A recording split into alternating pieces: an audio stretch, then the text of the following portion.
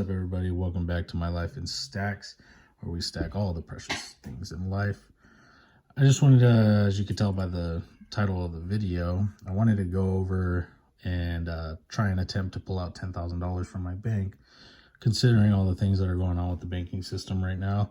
And I wanted to see, because a lot of people are putting videos out saying that, oh, I went to my bank and they wouldn't let me pull out $250, or I went to the bank and they wouldn't let me pull out $1,000, or all these crazy videos that really trying to make the banking system look absolutely horrid. Which, don't get me wrong, the fact that they're able to loan out 100% of what they get deposited is horrible. It's just absolutely piss poor business management. But nevertheless, they're trying to make it seem like you can't keep any money in the bank. Now, granted, just a disclaimer, my bank might be different than your bank, so you can't take this guaranteed that everything that I say in this video of what happened with my bank is going to happen with your bank, because it might not be. They might not let you take out $250. But in my case, it probably was different. So, I'm seeing a lot of these videos where they're going over that, you know, oh, my bank won't let me take out X amount, so I'm taking all my money out and putting it in gold and silver. And as you guys know, I recently started my gold and silver stacking journey. And because of that, one of the reasons that I started, because I'm not too confident in the banking system as far as that I trust them with 100% of my finances that I put inside there. So because of that, I decided to make this video attempting to withdraw $10,000 to see if they would allow it. Now, a couple things I want to point out. Some of the videos I've watched, people say their ATMs weren't even allowing them to pull out X amount of money. And to me, that's pretty insane. If your bank didn't allow you to pull out money from inside, and they don't allow you within the ATM either, there's a serious problem with your bank, and you probably shouldn't be banking with them. Just logical thinking. If you give someone something and allow them to hold on to it and they can't give it back to you at all in any amount, then there's a problem. So you probably should logically think about what you want to do because of that, and try and attempt to take your finances and manage them properly and diversify a little bit. And like I said, this is why I started gold and silver stacking, because I wanted to protect the finances that I've set aside for my emergency fund. And I was at the time I was holding it all in the bank, but then when I started doing this, some of it started going into this, and I still have, and then I got some cash and I got some in the bank and stuff like that. But nonetheless, I'm trying to take the chances and the opportunity to diversify so that I don't make the mistake of putting all my eggs in one basket and then end up getting screwed. So just a little update. I haven't added anything to my stack, and I'll probably be releasing a video on why, but it has to do with my, the way I trade stocks, and I read the charts, and that's how I base my trades off of, whether it's a swing trade, or if it's a position trade, or whatever kind of trade it is that I'm placing. And I do that based off of reading the charts and 5-day, 10-day, 20-day, 100-day, 50-day moving averages. And I go based off of that, different indicators, the RSI, MACD, all these different indicators that I go off of to place a trade. And right now, where gold and where silver are sitting, they're not buys. I wouldn't buy them paper trading, and I wouldn't buy them in real life sense of adding them to my stack, because they're not in a buy zone. They've broken out, and they broke out, and so because of that, they're not buys. If you haven't bought, I would, like I said, I don't want to go too far in depth because now I'm going off track, but I will be releasing a video on that, of why I'm not buying gold and silver right now, and when I foresee that I will be buying again based off of the pricing. And like I said, that goes based off of reading the charts. But anyway, I digress. I want to come back to the point of this video, which is trying to withdraw $10,000 from my bank. So I want actually to hear your guys' opinions of if you're in the US or what country you're in, as far as if you've attempted to try and withdraw any amount of money or if it's a large amount, then I'd like to hear about that too. But more so if it's like a smaller amount, like are they just totally not letting you guys take out your money? If like that's insane. I would be like going crazy. So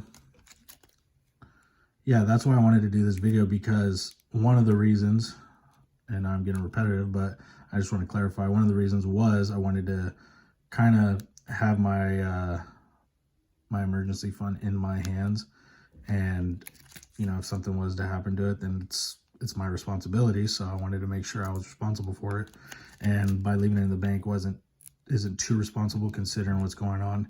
And when I say leaving it in the bank, I don't mean 100% of it. I'm talking about, you know, you don't want to put all your eggs in one basket. I wouldn't suggest ever storing all your finances in one place, in one safe, in one house, in one area, in one bank account. I would never suggest that, nor do I do that, because that's just not that's not the proper way to go about storing any kind of form of wealth.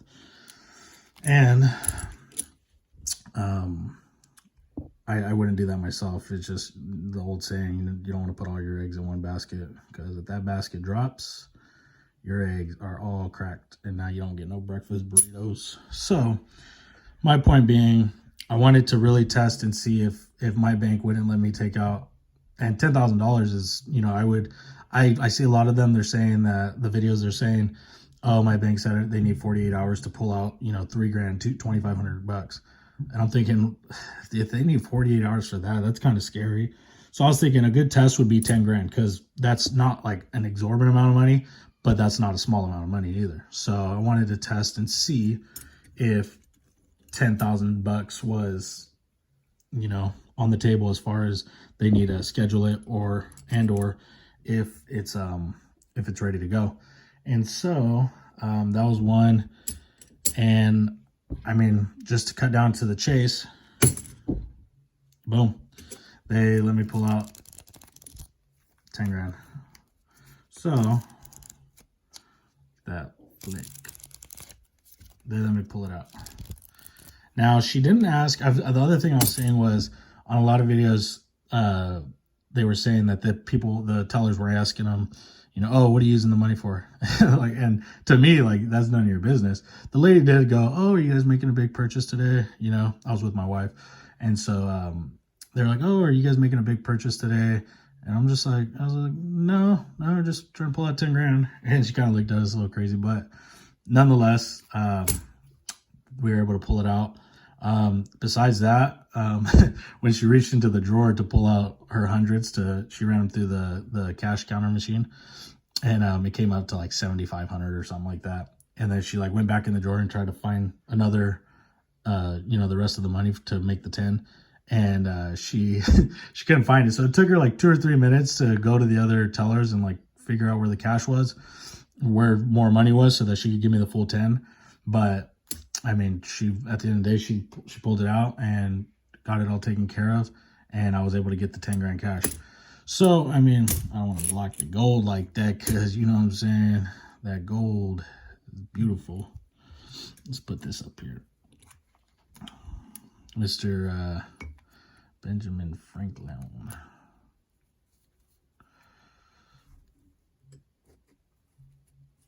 And so yeah, so it was mission successful. They let me pull out my money. They let me pull out 10,000 of it, at least. I didn't try and get any more. I could have probably asked for 20 or 30 or whatever and seen if they would have gave it to me, but I didn't think that was all that necessary. I didn't want to pull out that much cash anyway, and so I just stuck with the 10.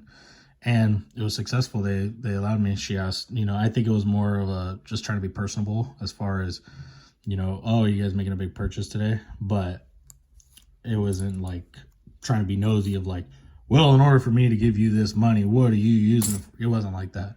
And so it was pretty cool that a little self-insuring that my money is in the bank. right? Not necessarily that my money's in the bank, but that if I did go to pull out, you know, say 10 grand, I would be able to pull it out. Not a problem, no questions asked. And I guess you could say one question was asked, but it was more, like I said, just trying to be personable than anything. And so, yeah, I was pretty stoked to hear that. Nonetheless, I'm still going to be stacking gold and silver, just because I want to diversify a little bit and put a little bit of my emergency fund into gold and silver. And because of that, I will continue to stack, continue to add to this small pile that I have going on.